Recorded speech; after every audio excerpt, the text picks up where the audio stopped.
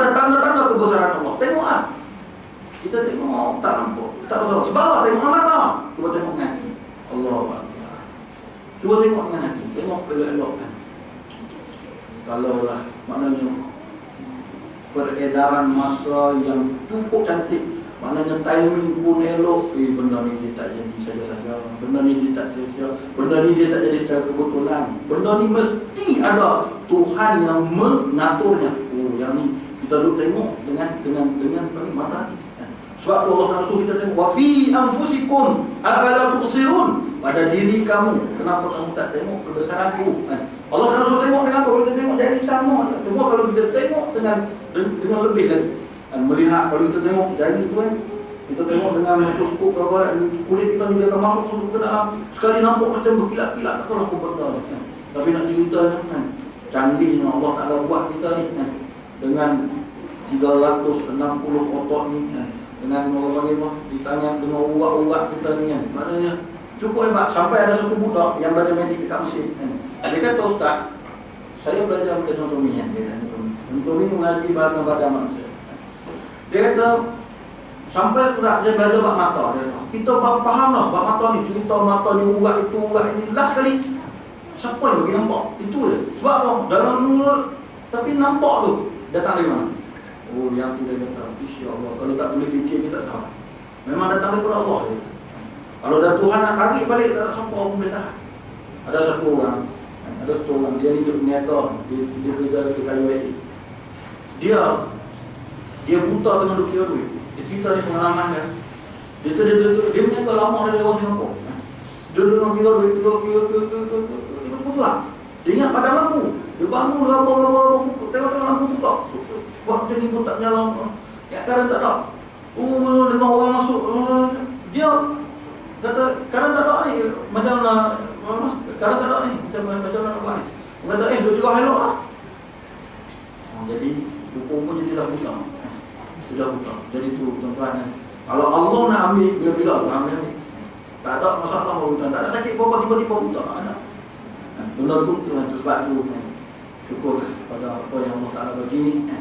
Sebab tu kita kata, apa lah ada pada kita ni, kita tak nak milik apa-apa pun. Salahnya manusia, bila dia rasa dia memiliki, itulah dia kita ni, kena rasa dimiliki, dimiliki oleh Allah Subhanahu Wa Taala. Hari ini manusia tamak, cuba tengok, bank-bank mana kita kata contoh lah, kita contoh, kita kata hina bank apa tak ada hina apa, itu mana ceritanya?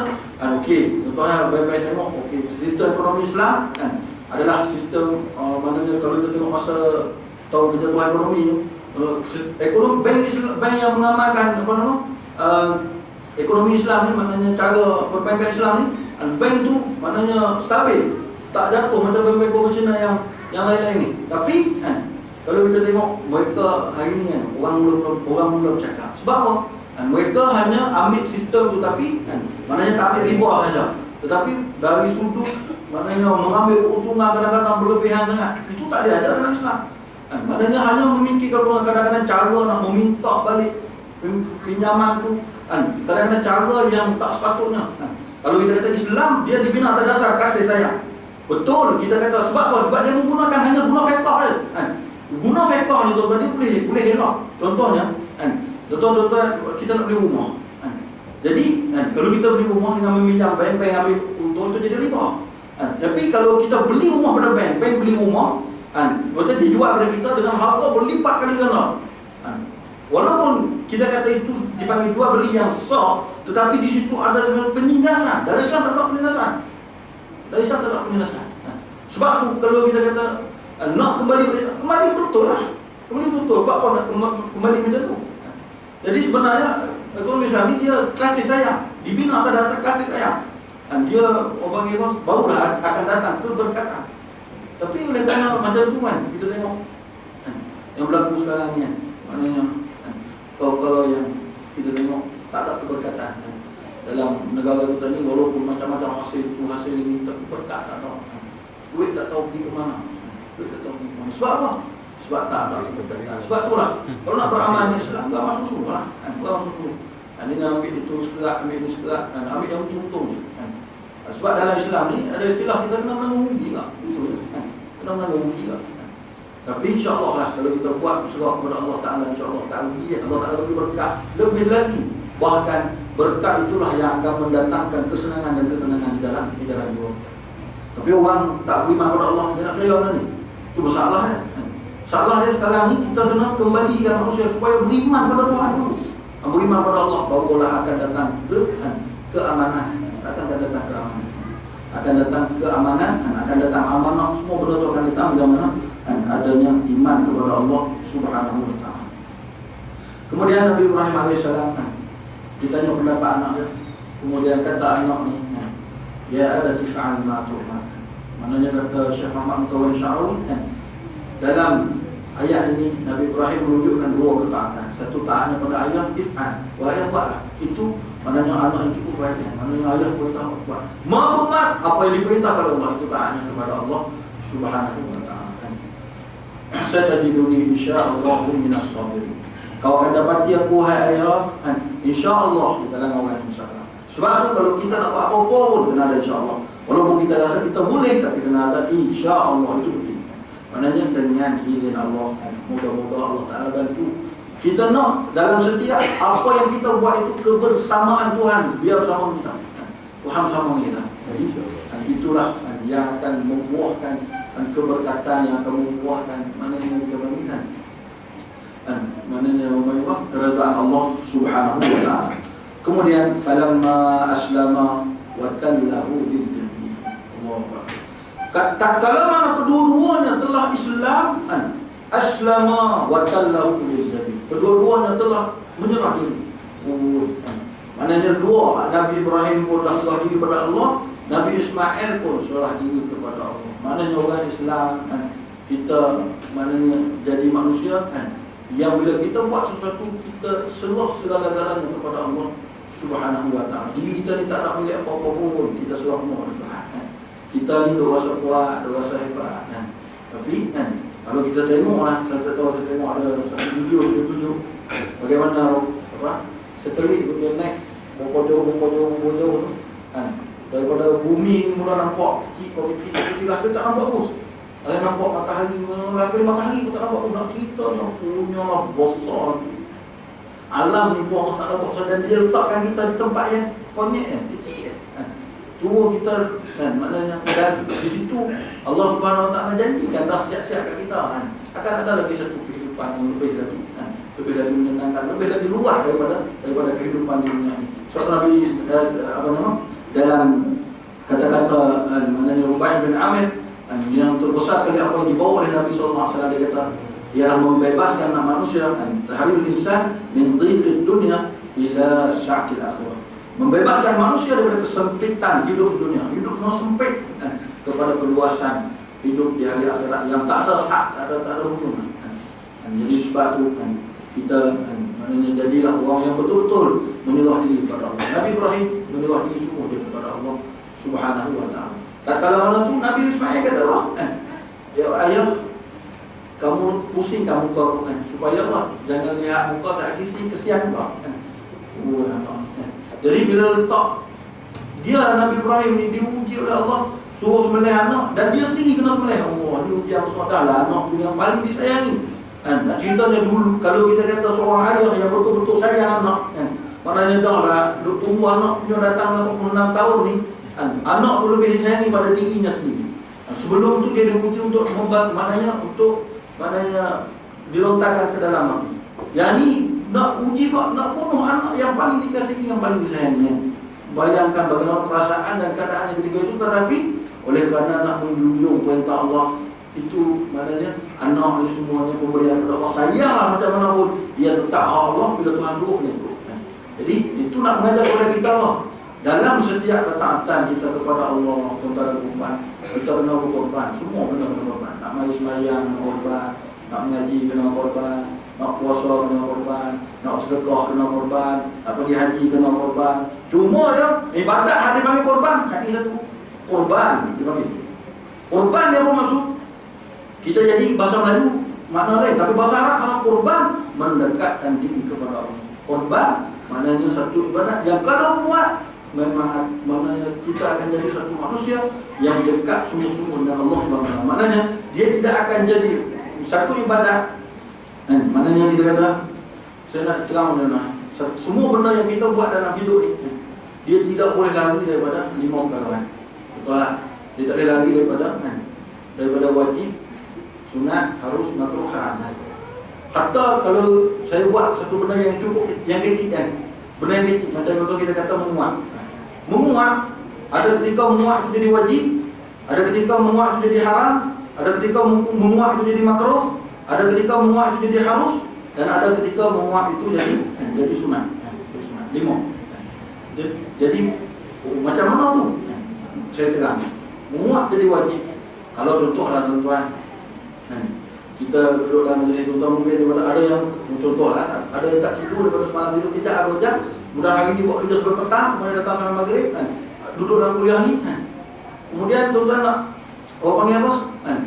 Nak menguat, kontrol, sebab ialah duduk orang kan menguat, orang tengok tak, dia duduk tahan. Dia kalau kita tahan menguat ni pun dia sampai satu tahap boleh pingsan. Jadi kalau sampai tahap tu menguat ketika itu adalah wajib. Kalau tak muat dosa. Faham? Sampai tahap boleh pingsan tak muat. Duduk tahan muat ni sebab duk kontrol mancur kan. Akhirnya duduk tahan dalam pun jatuh waktu tu haram. Jadi waktu tu wajib muat. Ya. Kemudian menguat itu dia jadi haram bila. Jadi haram contohlah tuan-tuan, kita bagi tak suka orang mengajar kita menguat nak ejek orang tu. Menyakitkan hati orang mengajar tu maknanya itu benda yang diharam oleh Allah. Jadi waktu tu menguat jadi haram. Boleh faham? Waktu tu hukum menguat. Jadi waktu bila jadi sunat, waktu kita ikut sunnah Nabi tutup mulut, itu jadi sunat. Menguat sunnah Nabi kita tutup mulut jadi sunat. Waktu bila jadi makruh, kita ngomong mulut tak tutup waktu tu makruh, kita panggil seorang kita lah seorang kita ngomong maknanya tak tutup mulut tu makruh. Dan waktu bila jadi harus ni sebab muat ni tidak ada kedudukan yang khas, tak perlu berdiri, tak perlu duduk, bila-bila masa boleh duduk, itu harus maknanya. Bila-bila masa kita boleh muat, maknanya muat itu hukumnya harus. Nampak? Tu muat benda kecil atau kias lah benda lain. Jadi maknanya dalam Islam ni kan kita tak boleh lari daripada hukum hakam agama dia ada. Lebih-lebih lagi lah benda-benda besar kan. Jadi sebab tu kan kita bagi tengok bagaimana kan semua keadaan kita kan, kita kena jadi manusia yang serah diri kepada Allah Subhanahu wa taala. Kemudian falamma aslama wa tallahu liljabin wa nadainahu ya Ibrahim. Kemudian datang seruan daripada Allah, wahai Ibrahim, sesungguhnya tersadaq ru'ya, sesungguhnya engkau telah maknanya benar-benar ingin melaksanakan perintah Allah. Dan begitulah yang Allah Subhanahu wa taala beri balasan kepada orang yang baik. Maknanya Tuhan tidak akan buat nanya. Semua itu ujian daripada Allah. Dan akhirnya Allah Ta'ala gantikan dia wafadainahu bizibhin azim, dan kami gantikan kepada Ibrahim dengan satu sembelihan yang besar. Maknanya diceritakan oleh dalam hadis bagaimana menyebutkan seekor ibad yang dipelihara 40 tahun. Sebelum berlaku peristiwa itu dipelihara ibad itu 40 tahun di dalam syurga, di bawah tu oleh Jibril digantikan dengan Nabi Ismail. Ketika mana dihiris dihiris Nabi Ismail dihiris tapi tak masuk. Nabi Ismail kata tekan, ini kerja Allah tuan-tuan. Api yang membakar Tuhan boleh bagi tak membakar, pisau yang menghiris Allah Ta'ala boleh bagi tak menghiris. Itu tak ada masalah apa, sebab pisau itu menghiris dengan izin Tuhan. Maknanya dia boleh masuk dengan izin Allah. Kalau Tuhan tak izin tak masuk, tak masuk. Jadi Nabi Ismail kata ya tekan lagi. Tapi tak masuk juga, dan akhirnya wanadainahu ya Ibrahim, datang seruan daripada langit dan ditukarkan maknanya sembelihan itu kepada satu ibad yang dibawa datang daripada surga dan disembelih, dan jadi sunnah. Dan selepas itu sejak daripada zaman Nabi Ibrahim AS dan sampailah ke kita hari ini maknanya kita duduk laksanakan ibadat korban, biarlah korban kita itu jadi pengorbanan. Maknanya pengorbanan ni maknanya kita rasa kehilangan. Maknanya kita kena cari Ismail untuk kita korbankan. Maknanya Ismail mana yang kita nak cari? Maknanya Nabi Ibrahim tu dia kehilangan siapa?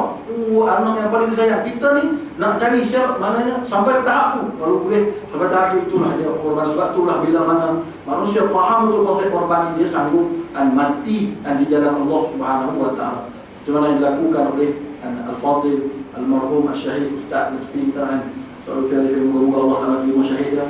Orang yang bersungguh-sungguh mencari syahid di jalan Allah Subhanahu wa ta'ala, berperang di Afghanistan, berperang tak mati, balik ke balik ke Malaysia, kena pula penjara kan, duduk dalam ISA 6 tahun, keluar berjuang lagi kan, berjuang di atas medan dakwah di Malaysia ni, berjuang berjihad di cara Malaysia kan, berdakwah, menulis kan, maknanya kan, menegur orang yang zalim kan. Jadi kan itu dakwah kan, maknanya kita panggil jihad di Malaysia. Dan akhirnya kan diceritakan masa dia meninggal tu, masa dia syahid tu kan, dia mimpi, maknanya sepupu saya pergi rumah dia.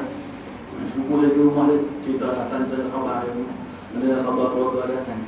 Maknanya Masya Allah lah, orang yang berjaya mendidik keluarga sampai jadi redha, maknanya dengan pemberian dia kan. Kerana apa? Itulah yang dicari oleh dia kan.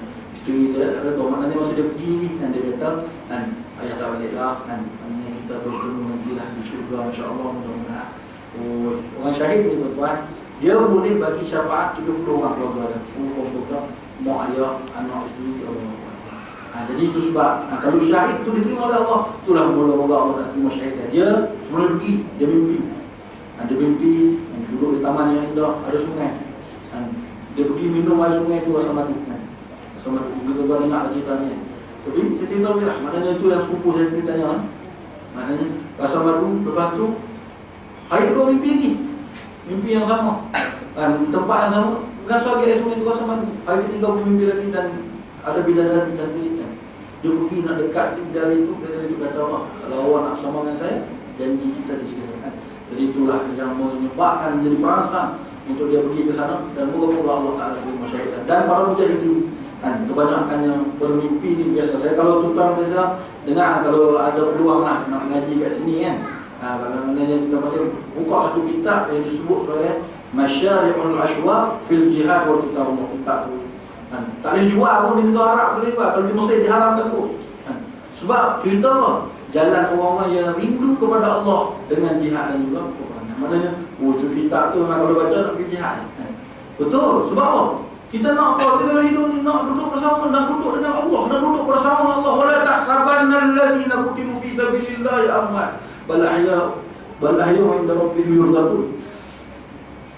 Janganlah kamu menyangka orang-orang yang mati di jalan Allah itu kan mati, bahkan mereka itu kan hidup dan diberi rezeki oleh Allah kan. Maknanya orang yang mati syahid ni kan, hidup di sisi Allah Subhanahu wa Ta'ala. Jadi maknanya apa lagi yang dicari oleh kita ni kan. Lagi kita nak cari itu lah, pelepasan daripada api neraka Allah, pelepasan daripada siksa Allah, pelepasan daripada kemurkaan Allah. Kita nak cari keredaan Allah Subhanahu wa Ta'ala. Jadi oleh kerana itu kan, maknanya kita ambil iktibar roh daripada kisah Nabi Ibrahim, Nabi Ismail ni kan. Moga-moga ianya menjadi teladan di dalam hidup kita. Dan akhir kali saya nak baca satu hadis kan. An Abi Hurairah radhiyallahu anhu qala Rasulullah sallallahu alaihi wasallam, "Man wajada sa'atan falam yudhi fala yaqrabanna musallah." Sesiapa yang ada kesenangan, maknanya ada kemampuan tetapi dia tak buat korban, maknanya tidak buat korban, maka Nabi kata jangan dekati masjid kami ni. Maknanya Nabi marah orang tak buat ni. Sebab tu ada di kalangan para ulama yang mengatakan korban itu wajib berdasarkan hadis. Tapi jumhur para ulama mengatakan korban itu maknanya hukumnya sunat muakkad. Sebab apa? Hadis ini ada di kalangan para ulama yang menilainya tidak berapa kuat, tetapi ada yang menilai kuat. Jadi sebab itu hanya kita ambil sebagai fadail, sebagai menggalakkan diri kita. Kalau kita ada kemampuan, jangan lepaskan ruang lah. Sebab darah yang pertama mengalir daripada binatang yang kita korbankan itu darah itu maknanya mengalir saja darah itu tersebut maknanya telah terampun dosa kita yang telah lalu. Maknanya sekiranya korban itu kita sertakan. Maknanya dalam ibadat kita kena sertakan 3 perkara. Dalam ibadat kita kena ada fiqh, kena ada tauhid, kena ada tasawuf. Contoh macam mana? Contoh wudu kan. Contoh wudu lah, saya buat contoh wudu. Wudu ni kita panggil sahnya wudu di sisi fiqh. Dia ada 6 syarat. 6 syarat wudu. Pertama, niat. Yang kedua, basuh muka. Yang ketiga, basuh tangan. Sapu kepala, basuh kaki. Yang keenam, tertib. Okey. Kalau kita mengaji sekolah rendah dulu, ustazah beritahu kan, maknanya 2 rukun basah, 2 rukun kering, 4 rukun basah kan. Maknanya niat tu kering lah kan, tertib tu kering, 4 lagi basuh lah. Jadi maknanya itu kita panggil dari segi fiqh. Bagaimana pula dari segi tauhid? Tauhid niat. Maknanya niat kita tu, maknanya itu keimanan kita kepada Allah. Baru kita niat wudu itu kerana Allah. Tapi dari segi tasawufnya itu kenapa?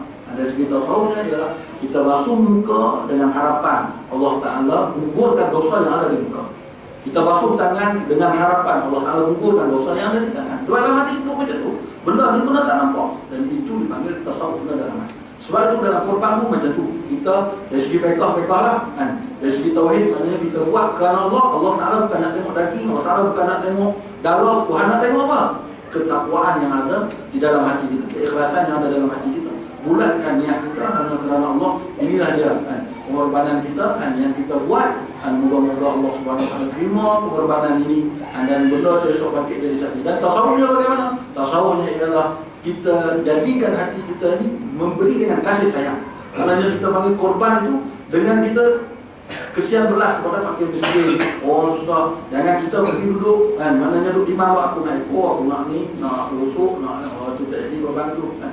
Maknanya kan, ada bahagian kita. Nabi ambil hati dia. Nabi ambil hati. Maknanya kira daripada bahagian tu, Nabi ambil hati dia untuk dia. Maknanya kita kata hati tu bahagian orang tak, orang tinggal biasanya. Maknanya itu lah. Dia nak beritahu dia kan, hak sedap-sedap ni kita kan. Kadang-kadang orang-orang yang duit banyak ni kan, dia buat korban lembu sekor, dia bawa bagi halal, dia ambil je daging halal elok, orang miskin tak ada. Sekali mungkin lah tak ada. Tapi kalau di tempat saya tuan-tuan tahun ni, saya tengok carilah ada dapat dekat nak dapat sekor lembu lah kan. Tak ada korban kan. Maknanya orang berubuk-ubuk nak ambil daging kan.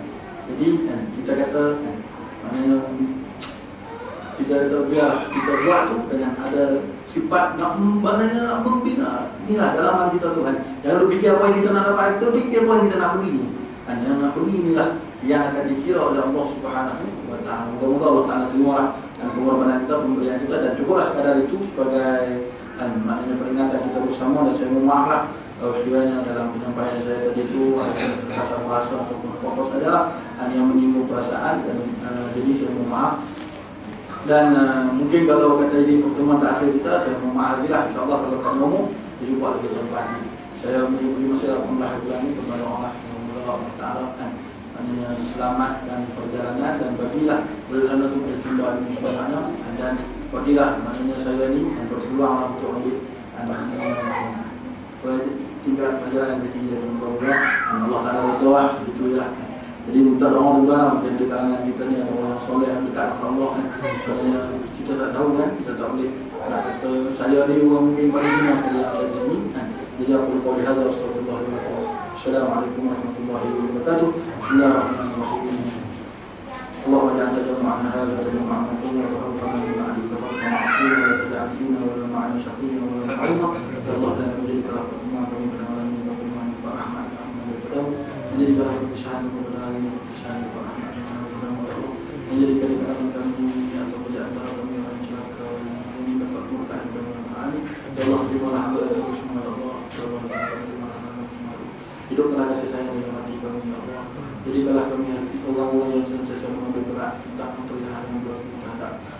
Islam ya Allah ya Allah ya Allah. Alhamdulillah. Takbir Allah.